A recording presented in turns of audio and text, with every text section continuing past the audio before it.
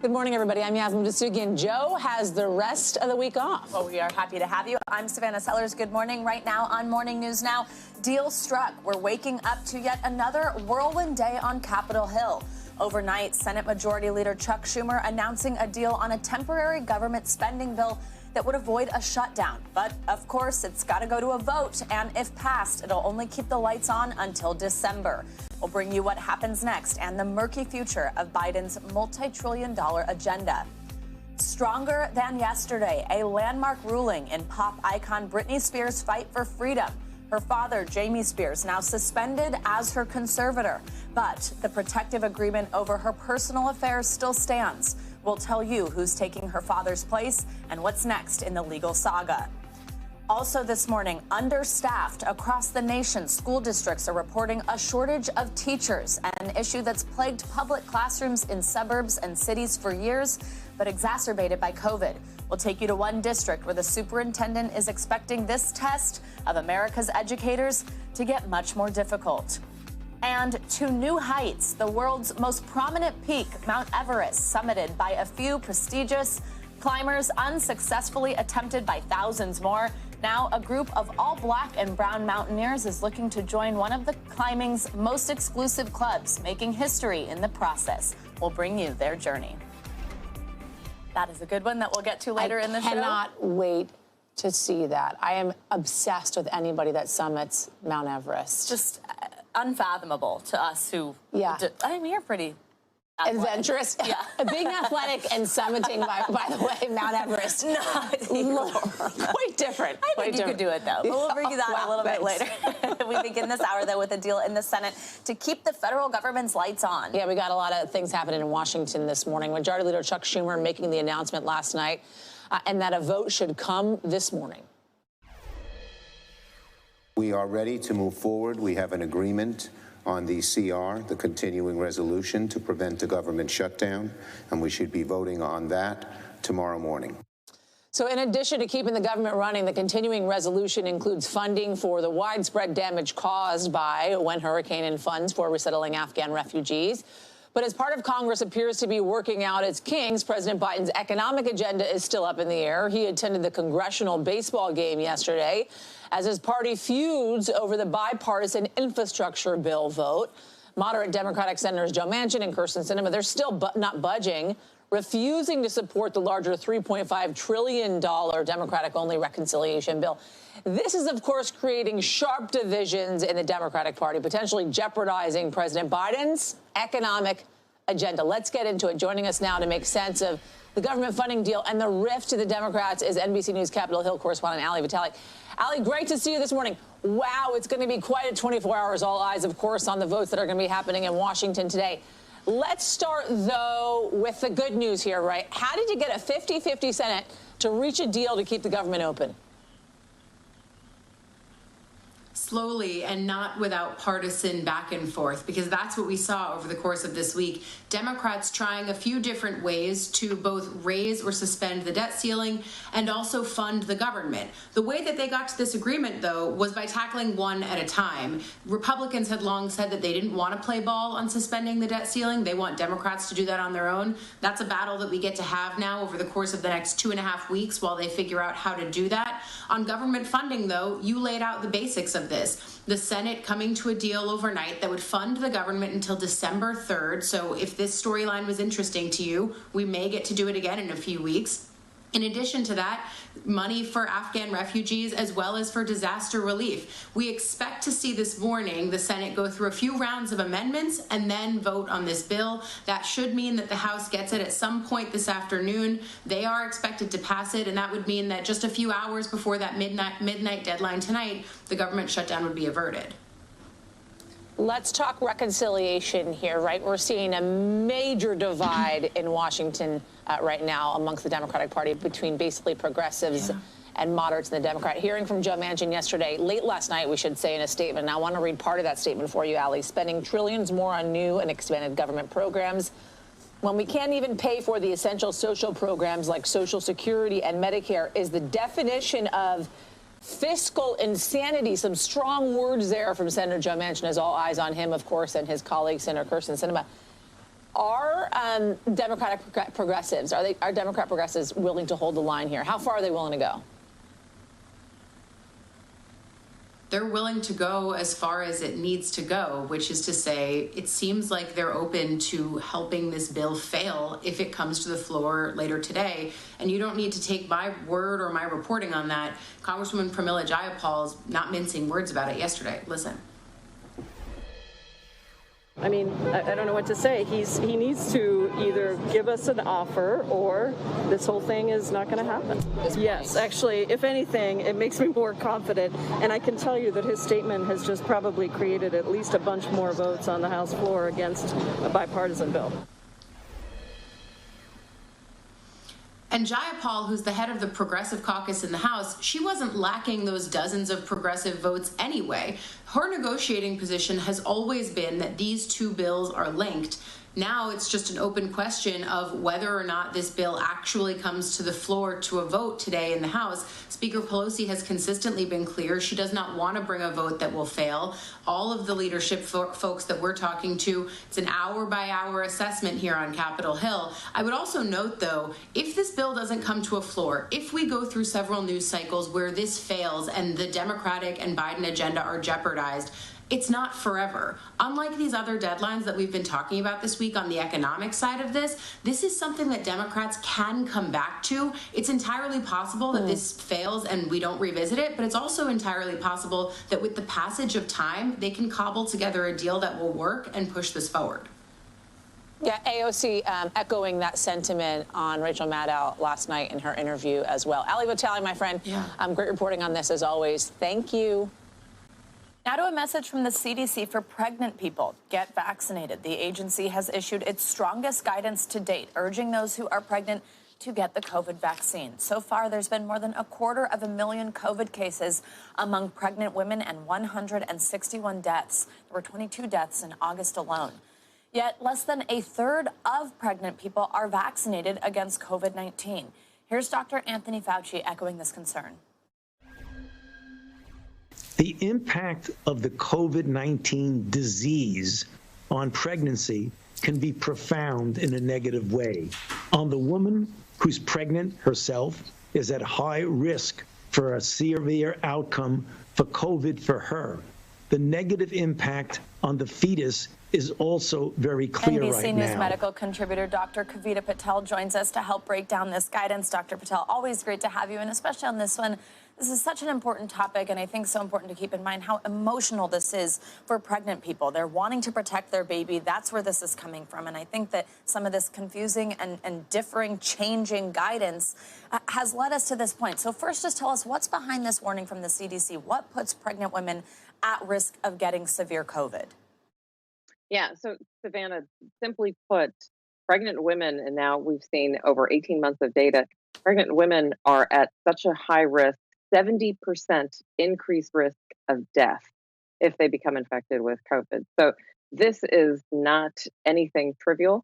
And then on top of that, already, as you mentioned, even somebody who has a pregnant woman who has a mild kind of or moderate case of COVID, those can lead to ICU hospitalizations. It can obviously lead to the exact harm to the baby that, as you point out, that most pregnant mothers are trying to protect when they think twice about getting a vaccine. I think the urgent message is basically to say, listen, there were preventable deaths. 97% of the deaths that we've seen so far in pregnant women were in unvaccinated pregnant women. And that statistic alone should cause every pregnant woman who's been on the fence to revisit this and have a conversation with their doctor.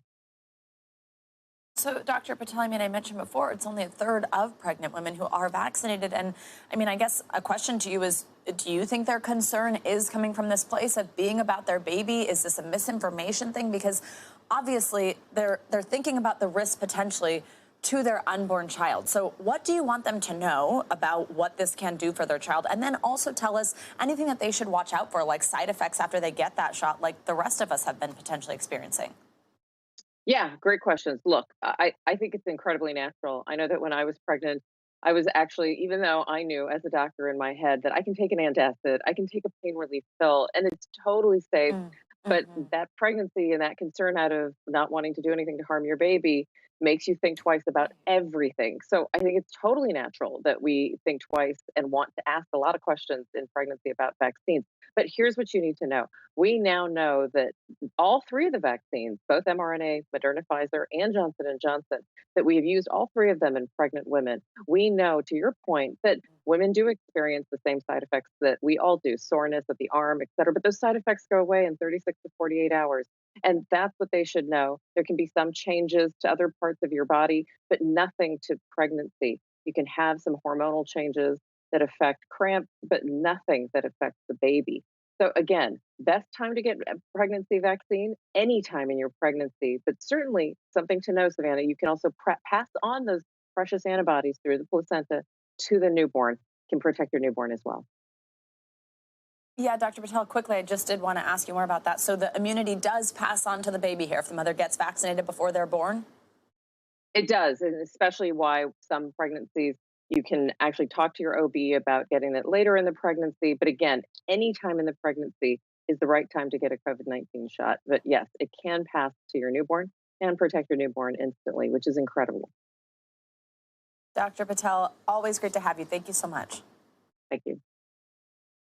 All right, turning now to an issue that is threatening to derail in-person learning. A nationwide teacher shortage has some schools at a tipping point. One district in Virginia is down 40 teachers so far this school year. They've launched an aggressive plan to hire more educators to fill some of those openings. NBC News correspondent Antonia Hilton is joining us now outside of Fakir High School in Virginia. Antonia, good to see you this morning. Give us a sense first of what's happening on the ground there and why the superintendent there believes this is an issue that is not going to get fixed anytime soon. Well, look, the trends around this have been in motion for a while now, years in some communities. And what we're seeing happen in communities like this one here at Fakir High School is, that COVID has accelerated everything. COVID and then the political situation that many of these teachers find themselves in. It's been an incredibly challenging year and a half, 2 years, where teachers have had to deal with hybrid remote learning, where they have had students come back into the classroom with serious emotional, social challenges and changes to their well-being. And so teachers are not only trying to catch students up and worry about academics, but they are increasingly, in many communities, acting like social workers, taking on immense workloads. And so in the community here, what they're seeing is that they're down by 40 teachers. So on top of all of the challenges that COVID has brought, teachers are stepping up and doing work that other teachers should be doing, who just simply aren't present. And that means that for some teachers, they don't have gap periods in the day where they're able to do additional work, and all of this is creating a crisis. Take a listen to David Jeck, the superintendent here at these schools. There are fewer and fewer teachers, new teachers coming to job fairs. Our HR department attends more than 40 different job fairs, both virtually and in person. And the folks just aren't there. There aren't nearly as many people entering the profession. And I think part of the reason why they're not entering the profession is they look at what's happening to teachers generally, and particularly during COVID, and how they're being treated in some instances, and it's just not that appealing to them. And it is a huge problem. It's not going to suddenly get better. Teachers are feeling really beaten up on after this challenging year, where not only have there been these health and safety issues, but parents have been at school board meetings. There have been disagreements over everything from masks to how to teach certain subjects in school. And so educators are now raising the alarms that as these pressures don't go away, the profession is going to change in alarming ways. Hearing from the superintendent there, we also heard from him in a different medium, and that was a really powerful op-ed kind of laying out the problems even more so that persists there in that community. What are they going to do to fix things? How are they trying to recruit even more educators, more teachers? Well, what they are doing right now is putting a heavy investment on that recruitment side.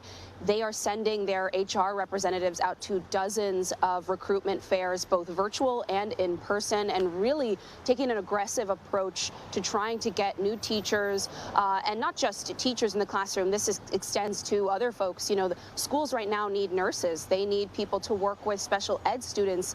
They need all types of employees who have been under these pressures right now. And so they're putting an immense investment into recruitment. But I want you to take a listen to one of the teachers here in the district. His name is Matthew Schell, to get a sense of what this has been like for teachers like him.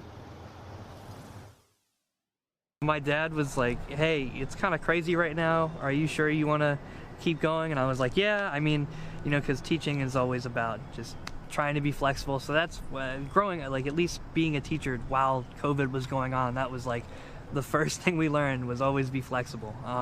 So I was kind of more prepared for that than I guess some teachers that have been in the field for a while have been.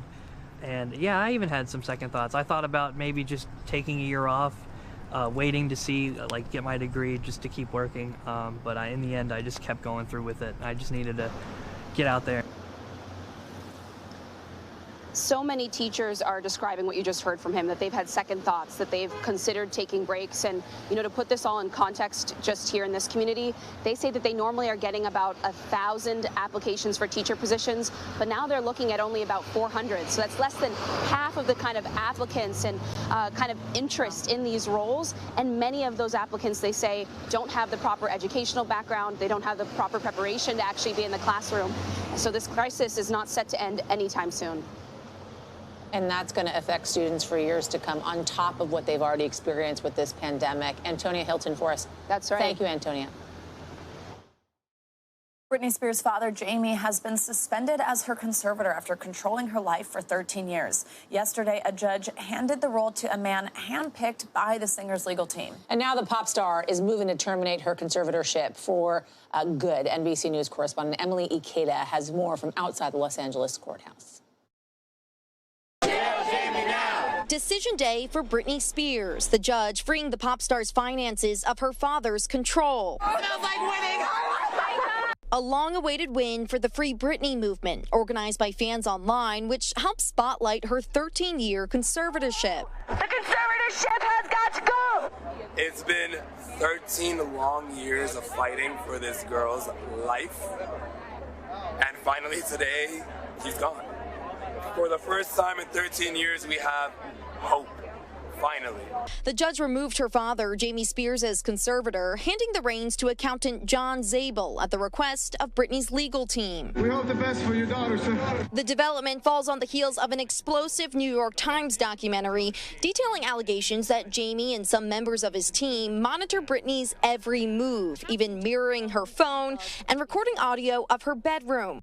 Her intimate relations were closely managed. How you doing, Britney? You know, Britney could not have someone in the privacy of her house without those three people knowing. In court filings, Britney's attorney calling her father's alleged actions an unconscionable and disgraceful violation of her privacy rights. The security company enlisted by the star's father telling the New York Times they are particularly proud of keeping Ms. Spears safe for so many years. An attorney for Jamie Spears insisted he operated within the parameters set by the court. The ruling could reveal if he did in fact follow the rules.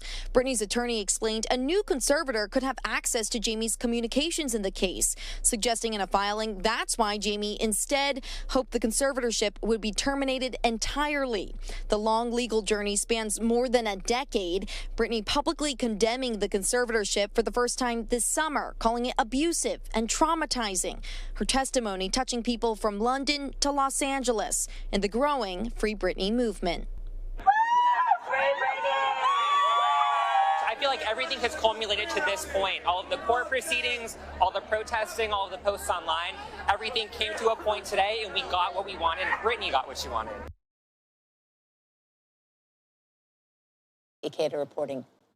Thank you so much to Emily.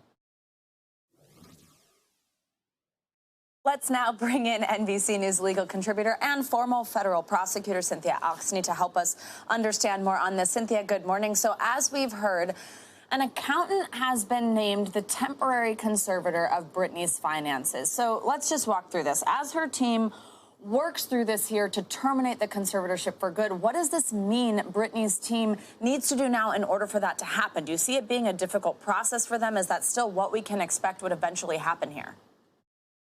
Well, I think there's two things. One, I don't think it's a difficult process at this point to get her conservatorship closed down. I don't think that's the difficult process. The difficult process is going through the documentation of what her father's been doing for the last 13 years. And clearly her new lawyer, who's a former federal prosecutor, is going on offense. He is going to see exactly where all that money disappeared from, and how much money was spent. How many commissions did he get? Was there self-dealing? Who was making, how much money did he make? And he was very clear in the hearing that he is going after the father, not only for all this money, but also for the invasion of her privacy, which is really not only creepy, but probably illegal. She's got herself a bull terrier, and he's not fooling around. Yeah, absolutely. I want to ask you more about what you just mentioned, it probably being illegal, in just a second. But first, so I have a question on this suspension. So Jamie Spears has only been suspended from her conservatorship, not terminated. What's the difference here? And actually, I think I understand that it was Britney's team who asked the judge to wait to terminate him altogether. Can you walk us through that? Sure. There were two options here. One was to completely shut it down, and the other was just to move it, kick the ball down the road until the hearing on November 12th. The advantage of that is all of the documentation is secured and continued and moves to all the temporary people that have been assigned. What the father was hoping was he could shut the whole thing down and then never have to share the books and the information with anybody. So this was a way that her lawyers asked. This is what she wanted, was to push it off till November 12th so there can be an evaluation of what's been going on. Yeah, absolutely. Now, quickly, just tell me, as you just mentioned, probably illegal. Some of this behavior that we've heard from her father sounds quite disturbing from what we've heard from Britney when she did actually testify, and then also this potential bugging of her room, tapping of her phones. Could she sue him once these hearings are over? She can not only sue him, he could be criminally prosecuted. It just depends on what exactly happened. California has very serious invasion of privacy laws, much stronger than most states, I would say. And they're on the forefront of that. And they're what's called a two-party consent state. So if you have a telephone call, both parties have to consent to it. In many states, only one party has to consent. But in California, both parties have to consent. And that theme kind of continues also with all the other invasion of privacy investigations. So they were bugging her phone, which they may or may not have had consent through the court for. They were apparently, according to the allegations now, which we're going to have to find out, they were also eavesdropping in her bedroom, and they were eavesdropping on attorney-client phone calls. So they were not allowed to do that. So the question is, did they really do it, which we don't know yet, number one. And number two, did they have any approval from a court? Because after all, they did get a lot of approval from the court. And her father says everything he did, he had approval for. So we'll see if he had approval. I doubt a California judge would sign off on eavesdropping in her bedroom or eavesdropping on attorney-client calls. But that's what he says, and we'll see if he can prove it. But the attorney is going to go after the invasion of privacy. Lots to continue to watch for here, Cynthia. We always appreciate your expertise. Thanks for joining us. Let's now get a check on your Morning News Now weather. Bill Cairns, how are we looking this morning? We're looking fantastic in so many areas. Good morning, guys. No problems on the East Coast, really, or the West Coast. We're still in the middle of the country. That's where you need the umbrella today. If you're heading out in areas, especially heading from Sioux Falls all the way down to Omaha, a lot of heavy rain and even some thunderstorms this morning just north of Des Moines near Ames. And Wichita, Kansas has to deal with some storms. And this is honestly where most of the stormy weather is going to be over the next couple of days. So later on this afternoon towards this evening, this is paused at 18 p.m. driving in between Oklahoma City down to Wichita Falls. A lot of heavy rain. San Angelo, too. Dallas, it looks like some of that will arrive not till about probably 10 p.m. or 11 p.m. tonight. And then tomorrow, more showers and storms in that same area. So we're going to get some localized heavy downpours. We could get some isolated flooding. The areas there in the maroonish color, that's a possibility of up to 2 inches of rain. So not going to cause many problems, but just going to keep things a little soggy. Your fall grass will like it. That's one positive twist on it. In the Northeast, temperatures only in the 60s today, kind of a coolish feel this morning. The Northwest, kind of cool with some showers in Seattle. And that's about it for the complaint department. Beautiful weather in Los Angeles, Phoenix, Denver, Salt Lake City's looking good. The Southeast, not bad either. DC's pretty good all the way down through the Carolinas. Still pretty warm and humid in Florida. You got to wait, though, just a little bit longer for your fall to begin. So weekend forecast coming up next hour. And I think once again, it's going to be one so many of you are going to love. I got to tell you, it's really feeling like fall this morning up here in the Northeast, and I'm loving it. I'm already getting on Amazon and ordering my Halloween decorations, so I'm ready. No, that's kind of fun. All right, it's October tomorrow, right? All right, Thank you, Bill. See you in an hour. All right, coming up, everybody, waking up in your so-called home country, though you haven't called it home for years. Yeah, that's what thousands of deported Haitian asylum seekers are now experiencing. We'll bring you what happens when they step off the plane next.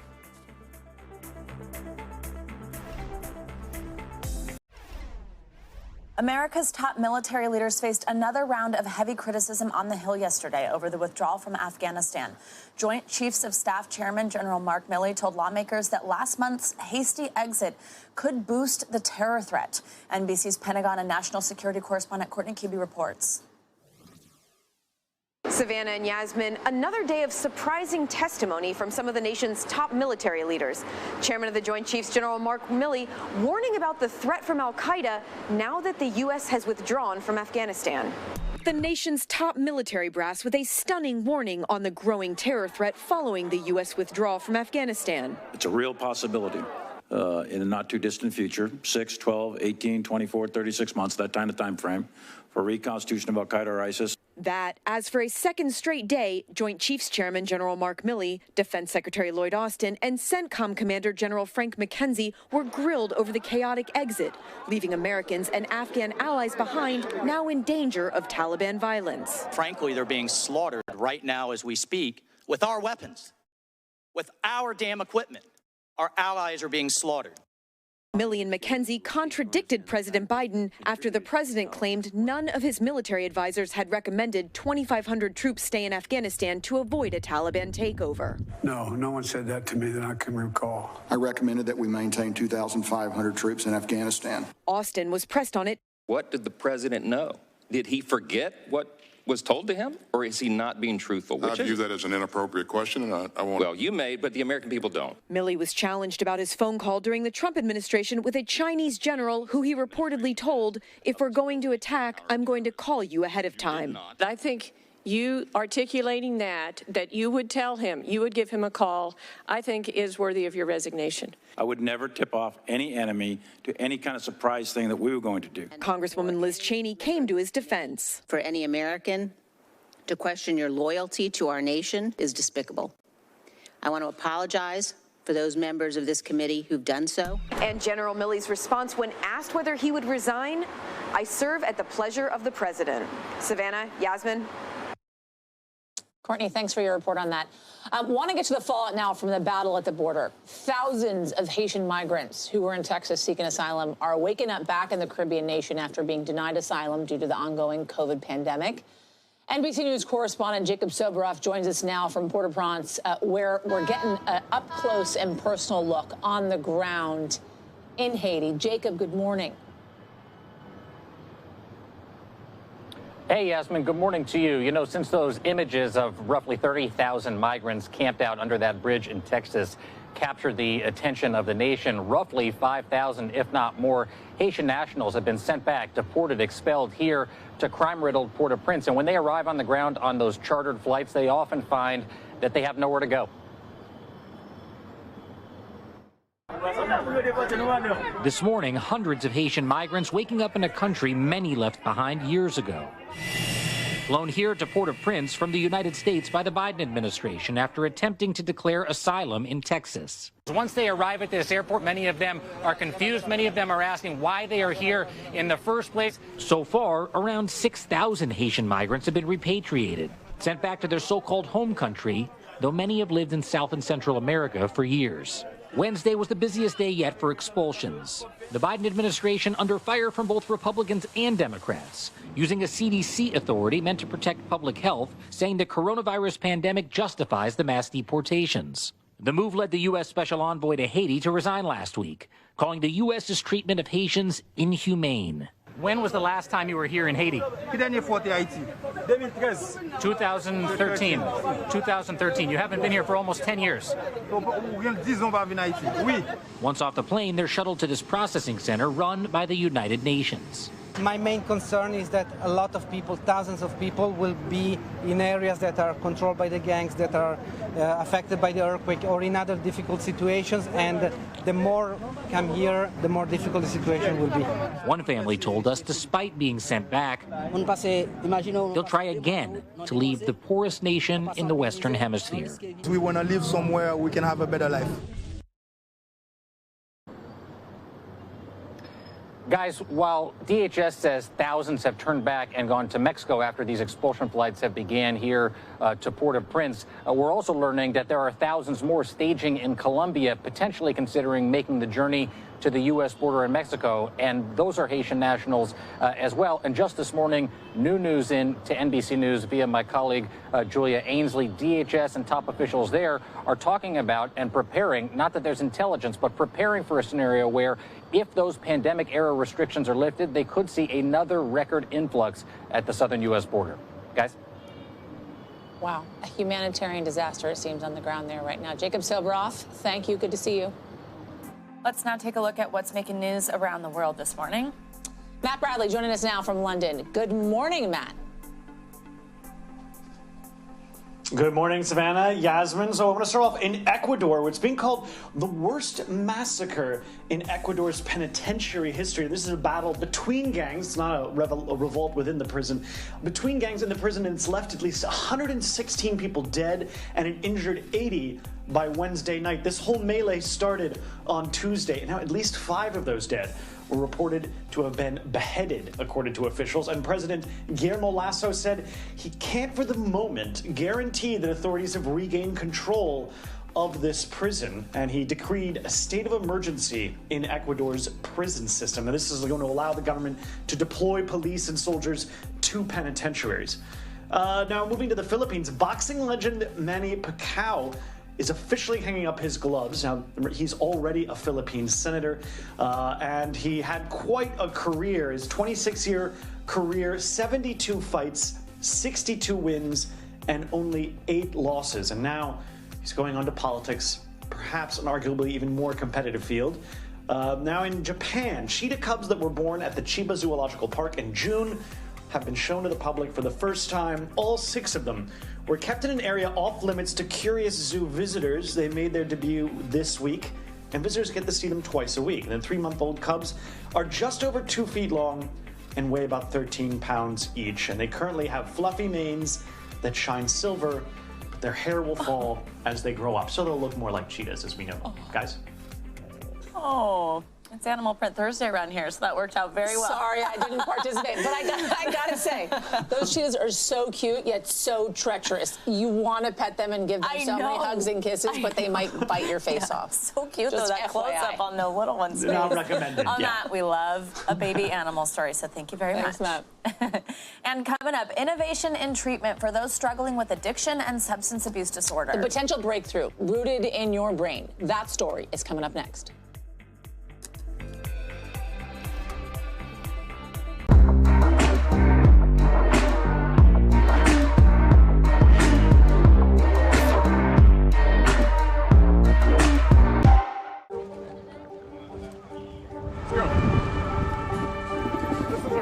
Choke point for this fire.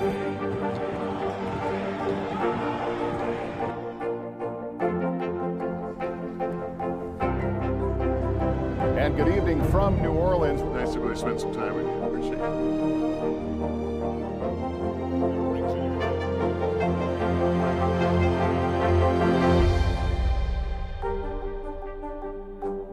It was a wealthy, idyllic town forced to confront racism, but when the school board presented its plan, it ignited a national firestorm. Critical race theory Racism in reverse. False narrative. Shame. This is Southlake. Listen now wherever you get your podcasts. Sometimes the news can be difficult and overwhelming for kids to understand. Will coronavirus come back next year? So to help make sense of it all, we've created a newscast just for them. Man, you know a lot. We hope your family will watch Nightly News Kids Edition. Right now on NBC News Now. We begin with one giant leap forward in the space race. Bezos making it very clear this is the first step of many to come. Speaking out against laws that they feel would make it harder for Texas voters to cast their ballot. The issue here is not that vaccines aren't available. They say the issue is that people are choosing not to get vaccinated. We have a team of correspondents covering this breaking story for us today. This is NBC News Now, streaming free 24/7. Today is now a podcast. We have what you need to start your day, and it's available every day. Your daily dose of news and interviews. Listen now wherever you get your podcasts.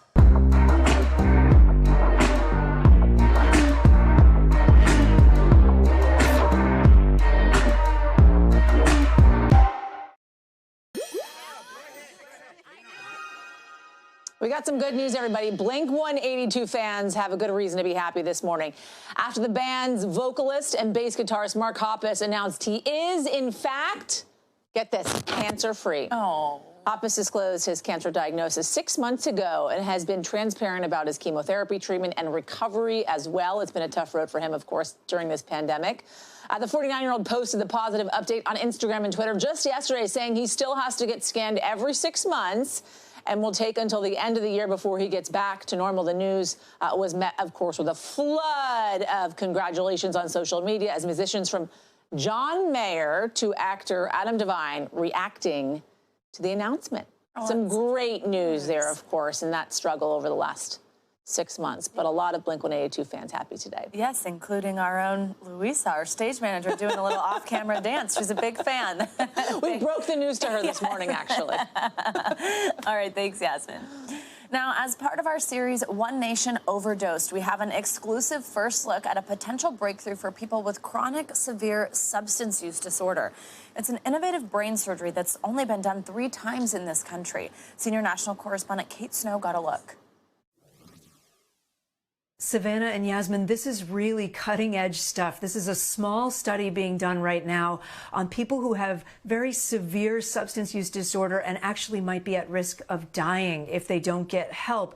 This is an idea that has been used before on Parkinson's patients and people with epilepsy with great success, but this is the first time this brain surgery has been used in the U.S. on people with substance use disorder. You could help a lot of people if this goes well. Yeah. James Fisher has been using drugs for more than half of his 36 years. How did you end up getting drawn to drugs in the first place? From my social anxiety. I discovered Xanax super early in high school. In his 20s, he looked like a different person, moved to painkillers and heroin, has been in treatment a dozen times, and even sober doesn't feel right. I feel like I'm flat right now. How do you mean flat? Not happy, not sad, not just happy, sort of not this? sad, just in the middle. No emotions whatsoever. When we met at the West Virginia University Rockefeller Neuroscience Institute, James was about to be the 3rd person in America to have an experimental brain surgery that doctors hope could be the key to overcoming his substance abuse. I mean, I'm getting holes drilled into my brain. Like, it's scary. Why are you willing to do that? Because I don't want to die. So that's James, this is his brain. Dr. Ali Rezai and his team mapped James's brain to find the exact paths to implant 2 wires carrying brain-stimulating electrodes. So if you're off by a millimeter, you're in the wrong spot. A kind of brain pacemaker implanted in the chest sends electrical impulses to the reward center deep in the brain. The brain becomes sensitized, this reward center in the brain, so you keep on wanting to experience that initial feeling to feel good from the dopamine high. So our goal is to regulate that or normalize the dopamine imbalance in the brain. Other signals are sent to the frontal lobe, where decision-making happens. That's right, exactly. Long-term planning. Long-term planning, the goal is to activate the frontal lobes more so you can be more in charge of your behaviors and make better decisions. We watched Dr. Rezai implant the first wire. How deep is the electrode? It's about 5 centimeters. Then they woke James and tested the device. What are you feeling? Any change you're noticing overall for you? Happier. Showing him photos of drugs and measuring his cravings. How about just to go through heroin craving, what are being the most ever? I feel like I don't need to be happy right now, so we'll get about 30. This is where you're living now? Yep. A sober living? Sober living house. We caught up with James 4 weeks after surgery. How you doing? I'm doing good. Great. Fantastic. Feel weird at all, or? No, I don't feel weird. I'm just not depressed, not anxious, not irritable. Nothing gets on my nerves. James says he felt an immediate difference. It's like somebody covered you up with a warm blanket, you know, and just the feeling of everything's okay. I used to have a really hard time making decisions. You feel more clear now? Yeah. He's been sober 3.5 months, now living in the same home where Jared Buckhalter, the first person to get this surgery, works. I'm coming up on 2 years of continuous sobriety. The only other person to have the surgery relapsed. But for Jared and James, the brain stimulation is helping them stick with the work of recovery. Has your personality changed at all? I don't know, because I really didn't know who I was before. I've never had a substantial amount of clean time to really nail down who am I. Without drugs? Yeah. So this is, the longest I've been clean in a while, and I'm just starting to figure out who I am. It is still early. Dr. Razai says they don't anticipate this will be a solution for every single person who has substance use disorder, but for the population of people who've been battling it for years, who are at risk of dying, this could hold great promise. They plan to have a 4th patient soon, and then with that data, they hope that they can do a larger controlled study. Yasmin, Savannah? What an amazing development for folks that suffer from substance abuse. Absolutely. Kate Snow, thank you so much for that report. Coming up, everybody, the debt ceiling. It is a major congressional flashpoint. Second, of course, to avoiding a government shutdown. Right. So what exactly is it? And what happens if the country defaults on its debt? We'll explain it all next. Congress has until tonight to find a way to avert a government shutdown, but there's another crisis looming. They also need to raise the debt ceiling, or the U.S. will default for the first time in its history. So here to break it all down, NBC News senior business reporter Ben Popkin. Ben, good morning. I'm so happy that we're doing this segment because I think we start throwing these words around, shutdown, debt ceiling, and act like everybody knows what all that means, and really a lot of us don't. So first things first, what is the debt ceiling, and why is it so important that it be raised? What exactly does that mean, and what happens if it isn't? Well, the debt ceiling is sort of like the country's credit card limit, but it covers spending that has already been promised for, like funding Social Security, Medicare, tax refunds, interest on debt in the military. Raising it doesn't mean we'll be spending any more. It means that we'll cover what we already owe, which is already a lot. The current U.S. debt is over $28 trillion, but not raising it would have devastating consequences. In a few weeks, the U.S. could go into unprecedented credit default. That America always pays its debt is a bedrock of the global financial system. So removing that would send financial markets immediately into a tailspin. U.S. stocks could fall by an estimated third, erasing $15 trillion in household wealth, and global markets would dive. So checks would stop for Social Security, could jeopardize food stamps. Clock's ticking. Yeah, so exactly. The clock's ticking. Time is running out to do something. I want to play some sound from Treasury Secretary Janet Yellen. She says that if we haven't reached an agreement, the U.S. will run out of ways to pay its bills around October 18th, just a couple weeks away. Let's listen to a little bit more. America would default for the first time in history, and our country would likely face a financial crisis and economic recession as a result. It would be a self-inflicted wound of enormous proportion. All right, so as we just heard her say there, and as I mentioned at the top, I mean, this hasn't happened before. Just kind of explain exactly what that means, the fact that there's no precedent for this. Right, no precedent for breaching it, but this isn't the first time we've played chicken with the debt ceiling. Getting close to it, though, has happened before, but even getting close can damage the U.S. credit. That happened in August 2011. Ahead of the deadline, U.S. credit rating was downgraded by Standard & Poor's just days before the deal was reached. That year, between July and October, S&P 500 dropped 18%. I reached out to Standard & Poor's about their position. This time, they didn't respond to requests for comment. All right, Ben Popkin, thank you so much, as always, for your reporting on this. And again, an important one to kind of walk people through. Thanks. All right, the popular live streaming platform Twitch is rolling out new safety features to tackle online harassment. The move aiming to put an end to so-called hate raids. Here to explain is NBC News youth and internet culture reporter Colin Rosenblatt. Good morning. Thanks for joining us on this. Walk us through this. For those who may not be familiar, what are hate raids? And explain what Twitch is doing to protect users. So hate raids are when either live users or bots infiltrate a user's chat. So that could mean that they are harassing that user with harassment, sexist language, racist language, links to graphic images, and a whole plethora of other toxic behavior. So what Twitch is doing now is asking users to verify their phone numbers if they're going to participate in a chat. Once they do that, they won't have to verify it again, but this allows users to sort of control who's participating in their chat, how long ago an account was made, and it allows the platform to ban multiple accounts associated with one phone number if one of those accounts are banned. So it really helps with ban evasion as well. Hey, Colin, earlier this month, as you know, a day-long boycott took place at the platform to raise awareness for specifically minority groups. Did that play a role in Twitch making these changes? So this was more of a coincidental thing. The protest, A Day Off Twitch, happened earlier this month, whereas this change has apparently been in the works for 5 months. So Twitch is aware that hate raids, harassment has been a long-standing problem on the platform, but it's just coincidental that the two things happen to line up at the same time. The company last year updating its policy regarding hateful conduct and harassment. And just a couple of weeks ago, Colin, Twitch even filed a lawsuit against 2 users, accusing them of targeting other users. Is there any more of these streaming platforms that they can do right now in their fight to protect their customers? Well, Twitch is saying that it's keeping all details of what it plans to do next very close to its chest. And the reason that they don't talk about this in public is because they don't want to tip off bad actors who can then get a head start on circumventing those new implementations. However, I think something that would be really helpful is for these users who are being targeted to feel like their voices are being heard and for Twitch to bring them into the fold. They sometimes feel like Twitch isn't listening, Twitch isn't taking action. They're really thrilled about this particular update.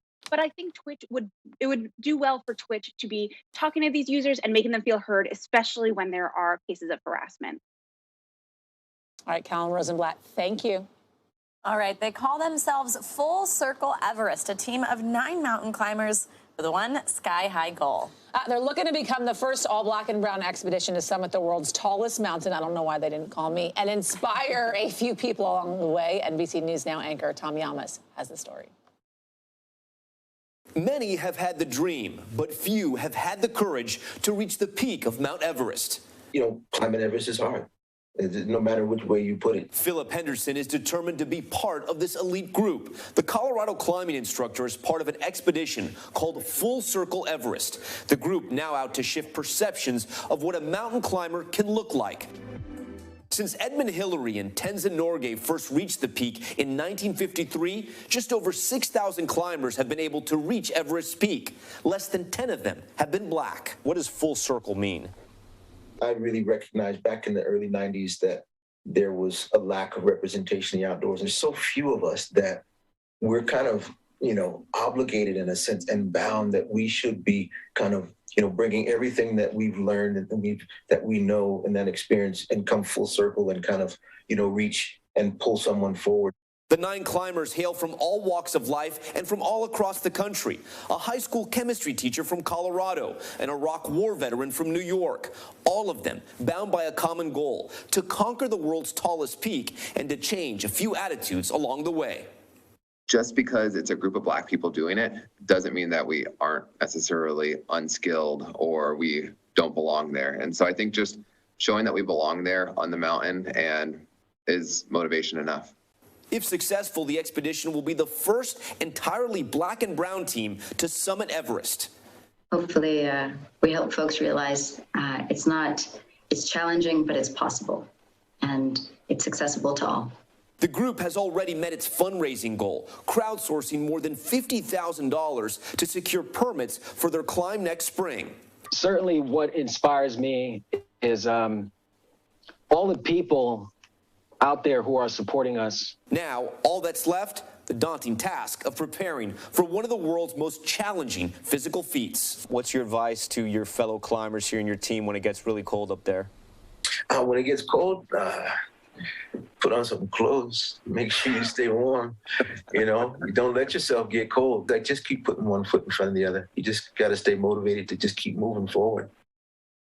Okay, so how chill is he? Just put some clothes on. No, but in all seriousness, it takes folks like that to climb mountains, literally, to create change. Exactly. Best of luck to that whole team, and we'll be sure to, of course, follow their progress next year. And thank you, Tom Yamas, for that report. And coming up, nearly 24 species are set to be classified as extinct, according to a new government report. But there is some good news. One species of reptiles, once on the brink, is now making an unexpected comeback. That's coming up next.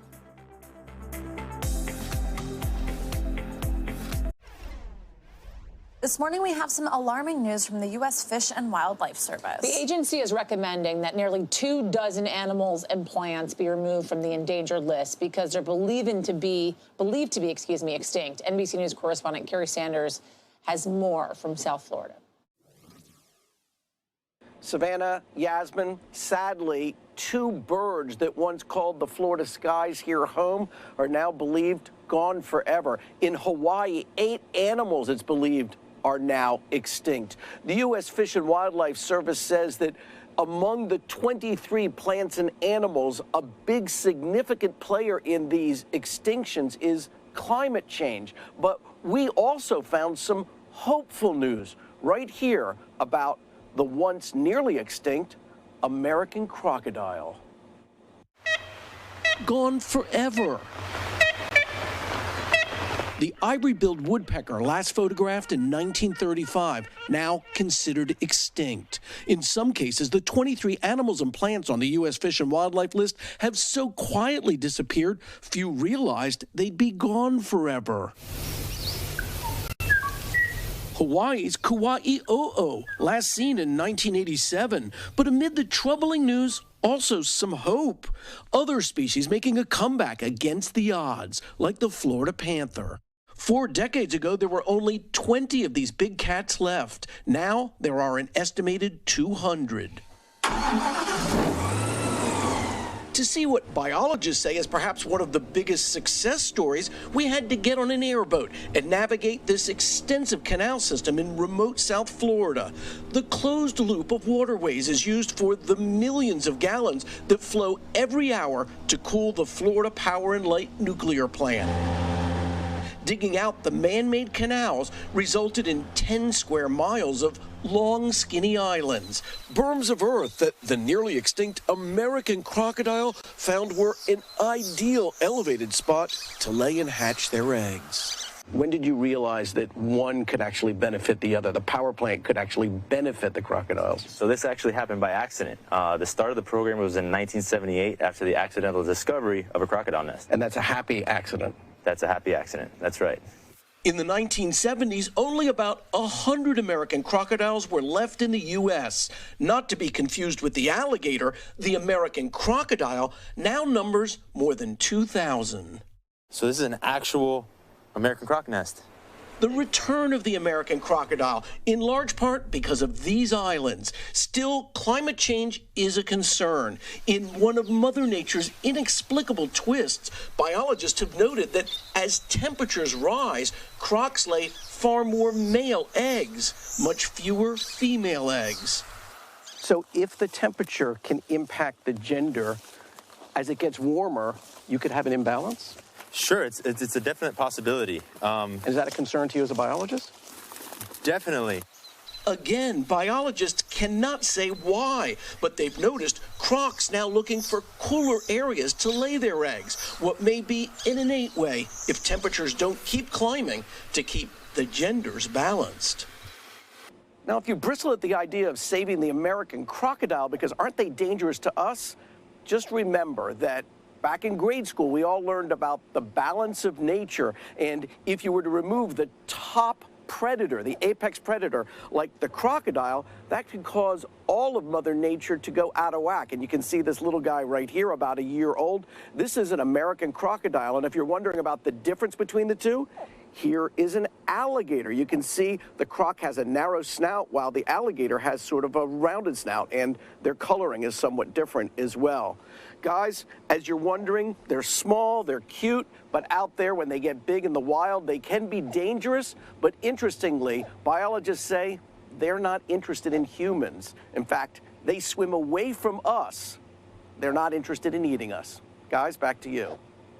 Okay, only Carrie Sanders. Oh, we didn't plan literally. Only Carrie Sanders. The best, Crocodiles. as always. Thank you. All right, that does it for this hour of Morning News Now. The news continues right now.